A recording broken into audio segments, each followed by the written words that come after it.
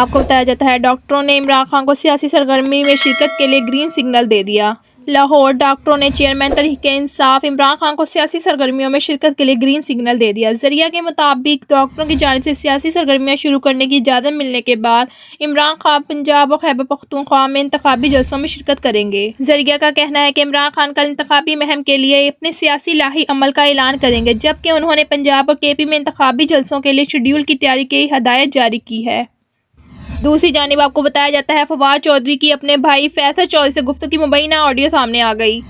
तहरीक-ए-इंसाफ के रहनुमा फवाद चौधरी की अपने भाई फैसल चौधरी एडवोकेट से गुफ्तगू की मुबैना ऑडियो लीक सामने आ गई।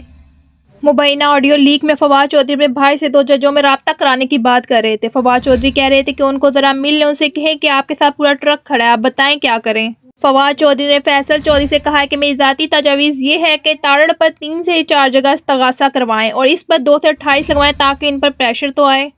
इस फैसल चौधरी ने कहा कि मैं सुबह कर लेता हूं। फवाद चौधरी ने कहा सुबह उनसे पूछ कर मुझे बताना।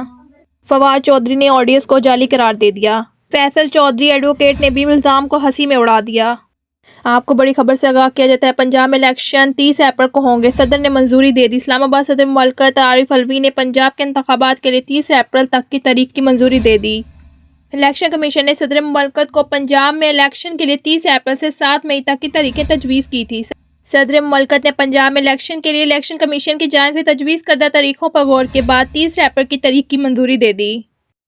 आपको बताते चले लाहौर कौमी एहतसाब ब्यूरो नैब ने फराह गोगी के नाकाबिल ज़मानत वारंट गिरफ्तारी हासिल कर ली है। नैब जरिए का कहना था फराह गोगी के नाकाबिल ज़मानत वारंट गिरफ्तारी मनी लॉन्ड्रिंग केस में हासिल किए गए हैं। के मुताबिक तहकीकात के दौरान फराह गोगी के नाम पर अरबों रुपए की बैंक अकाउंट का इंकशाफ हुआ है, जिसके बाद फराह गोगी को इंटरपोल के जरिए गिरफ्तार करके पाकिस्तान लाने का फैसला किया गया है।